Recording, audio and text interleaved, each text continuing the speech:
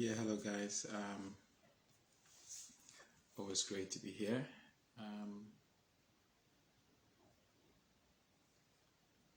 I just told my wife earlier in the day that we've not done a live for a very long time, and I always look forward to doing a live with her. But now I can't even do my own lives, and I felt let's just come on here and just do a live. And then she just asked me, so what are we talking about? I have no idea. But of course, I mean, we all know that all around the world, people are celebrating Valentine's Day. And we are not here to talk about why you should or you should not celebrate it. That's not the whole idea.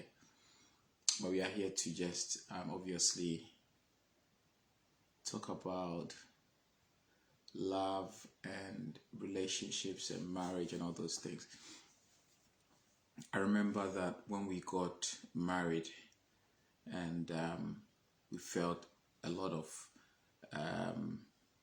things the Lord had taught us would be beneficial to people. We would always hold back, and we held back because of course we were trying to be modest, because we believe in the whole notion that there are no experts in love, there are no experts in marriage. You know, if even your marriage is successful, you are only good at being a successful spouse to the person you are married to. So nobody has this kind of authority to share all these expertise, knowledge about relationships. However, I believe that in every venture there are also best practices. And one of the things I wanted to speak about today is how people view love, relationships, even friendships and all those things. And you made a very powerful point some months ago that most people sometimes love the idea of certain things. You were not talking about it in respect of relationship, but you had mentioned about the fact that most people even love the idea of being hospitable, entertaining people, but most of the time they haven't really thought about the price to pay, what it takes.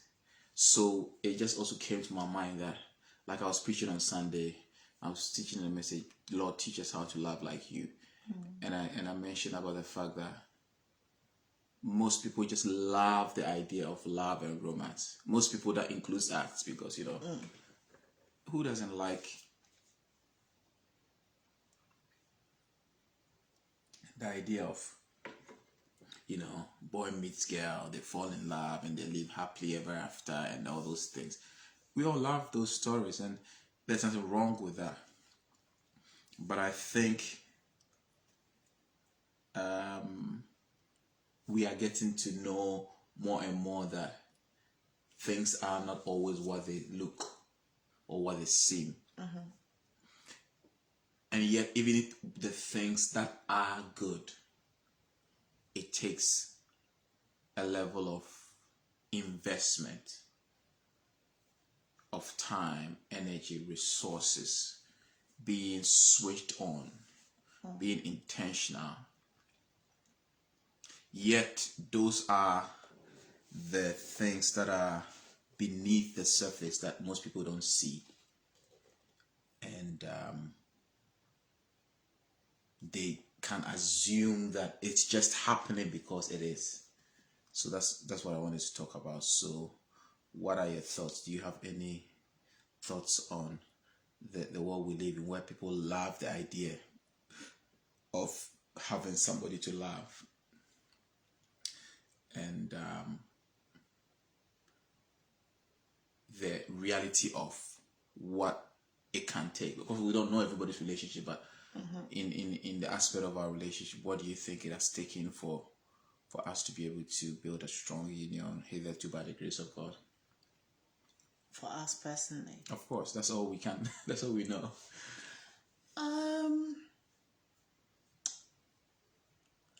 Well, I think we had a foundation of friendship, which I think is important. You know, we genuinely liked being around each other, spending time with each other, and things like that. We like laughing together and things like that, you know.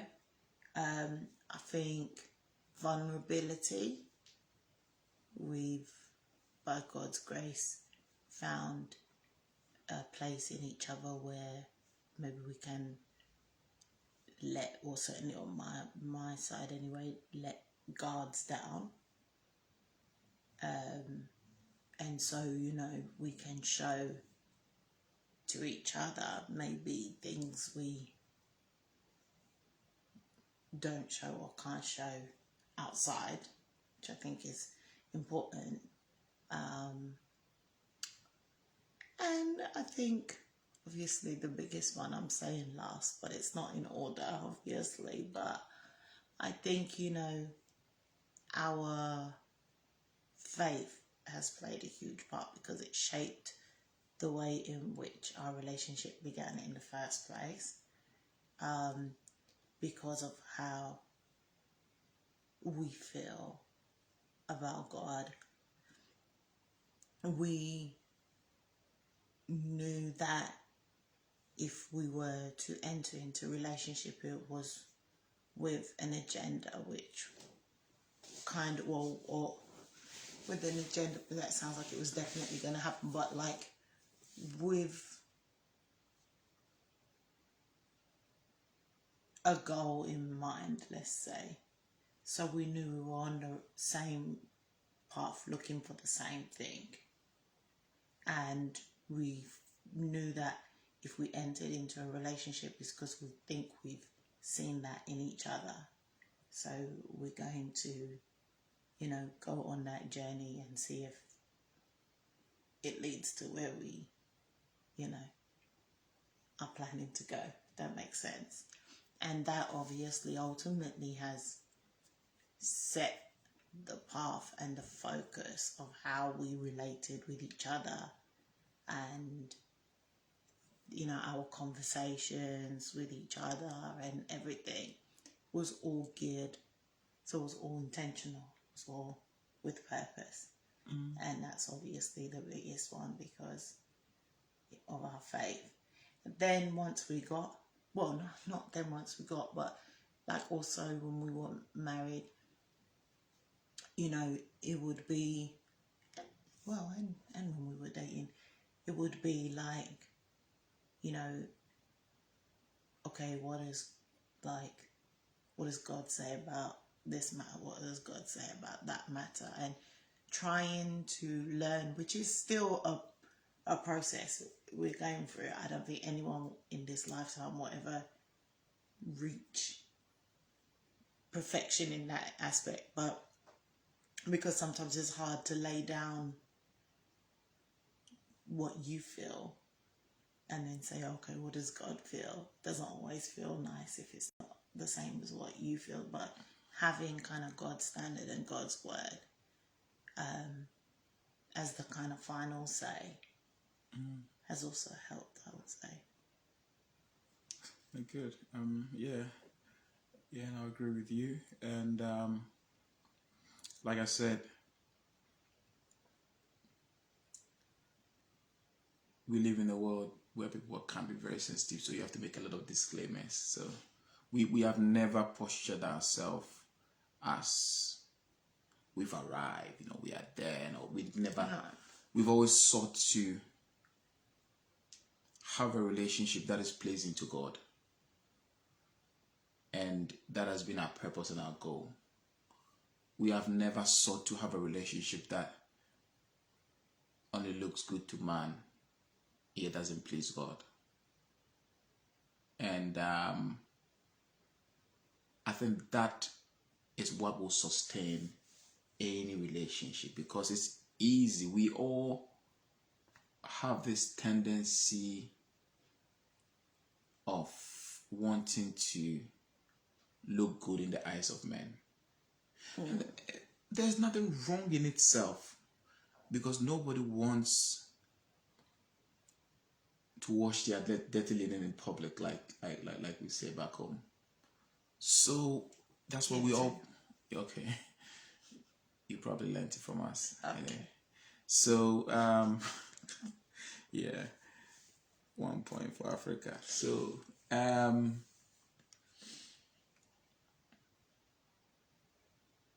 was I saying?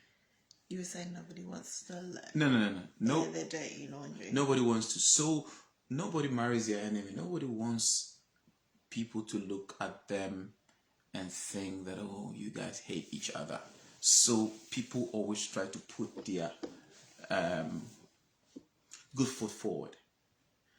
And that in itself is not wrong. However, I think when it gets to the place where we love the idea of looking the part more than being the part.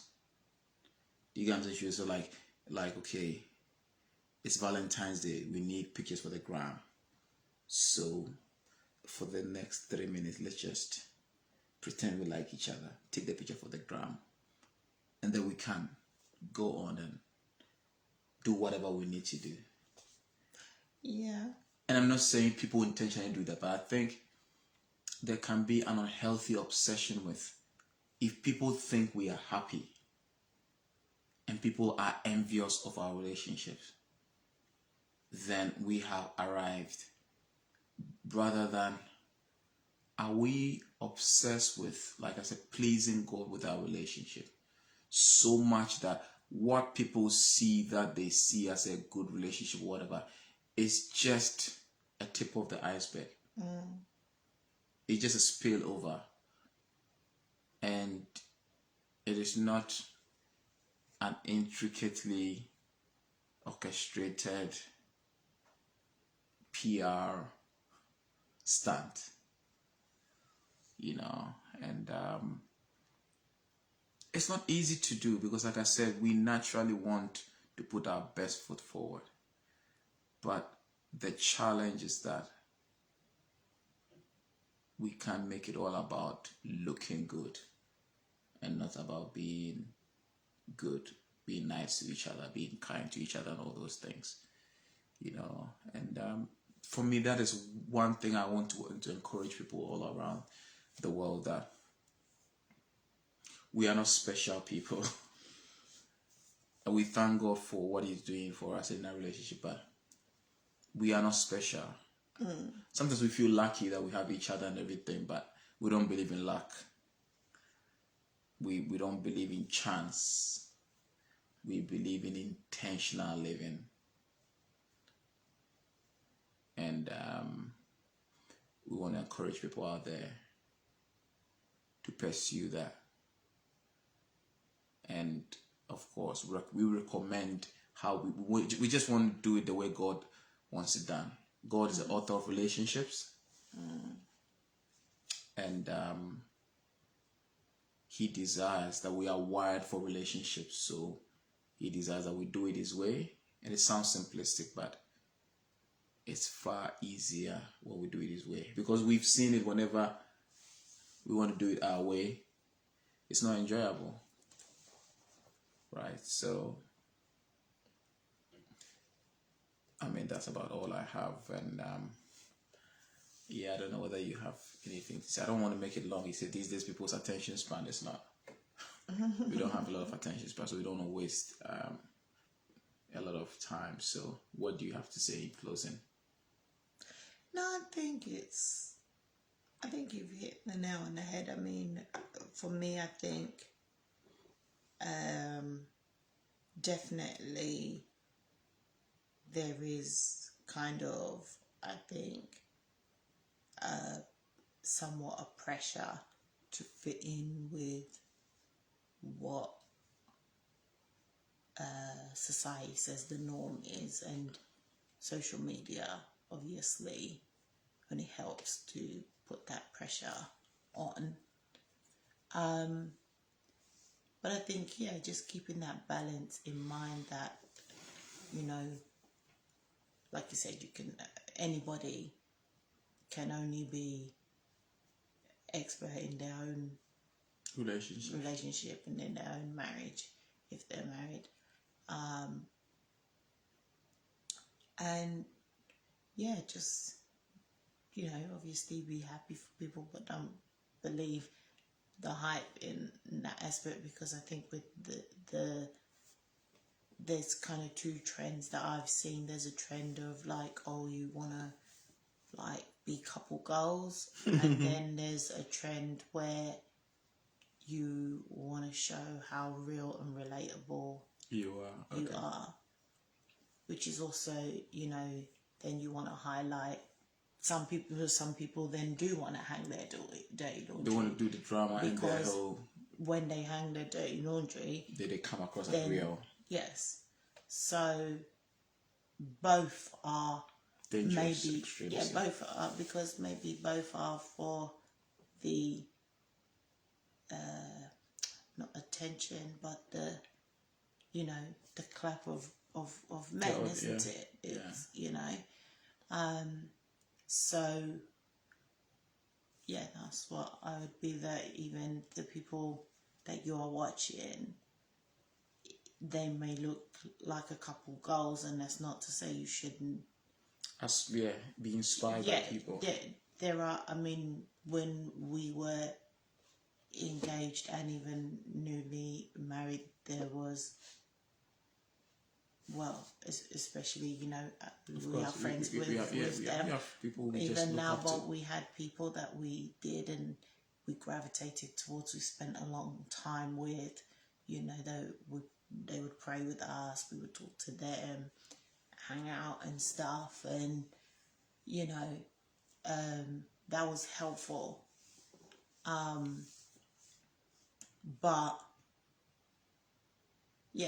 But it wasn't like, oh, we're hanging out with you because we want to be like you, everything, and we just want to sit at the feet of your wisdom and things like that. No, it was just like, learning and being teachable. Yeah. So I think that is fine to have couples you look up to, but just keep it in a balance. Don't believe too much, because listen, nobody has got it all figured out, and just to end, I'll just say, let's not be too consumed by seeing even people's end products. But if we allow us, one of the secrets also that has also allowed us to enjoy each other and enjoy our relationship is that we are mostly. Yes, you didn't say what you think. You just because I'm gonna. What I thought. So I'm gonna say what I think. I'm gonna say what I think. We are mostly not obsessed with the end product, but we are rather present in the process. Okay. Elaborate. So what I mean is that we are intentional about enjoying our day-to-day life. That's why you are not impressed when I'm working too much and we're not spending that much time. And we could say on the average we are better than other people, but you still refuse to allow us to be drawn into the fact that we are not other people. Yeah. And so we try to keep each other grounded. Say, hey, listen, your life is made up of the choices you make daily. So we enjoy the daily process. We enjoy the mundane things. But I also think that, sorry to jump in, but I also think that it's still, I think because we are secure in the fact that the earth is the Lord's. Yeah? And so we are secure in that also God is our source. And so that can help us to be content with where we are and what we have per time. When we were in our little, we've mentioned it online many times, but when we were, in our little bed sit here, like conditions which many people we knew looked at it like, it was, oh my gosh, this godforsaken place, where are you? Well, I wasn't going to go into that detail, but yes, we could still go and hang out with people who were professionals and, driving big cars and invite them over for dinner and just be happy in where we were, even in Ghana, Yeah, so then we were all riding our, trotros and, and taxis and drop-ins if we're rich, and, do you know what I mean? And still go and chill with people that have big house and big money and just be content in where we are. To go back in our trotro. Yeah, and just enjoy it, Our bed sit here, we still had pictures up and, So then you're... and made it homely because we're content. So I think that's also... but that is because we are secure in the fact that, we have God on our side who is our Father, and He will ultimately provide what we need per time. And He is also able to provide what we want, but definitely what we need will be provided for. And so I think that makes a big difference as well. Because if you're not content in your own, then you will look at other people and you will compare and you will desire and you will despise what you have. You feel very, very dissatisfied. If it doesn't match up. Yes, so you are bringing it a different dimension to actually what I was saying. So that at the end of the day, we then enjoy the process. We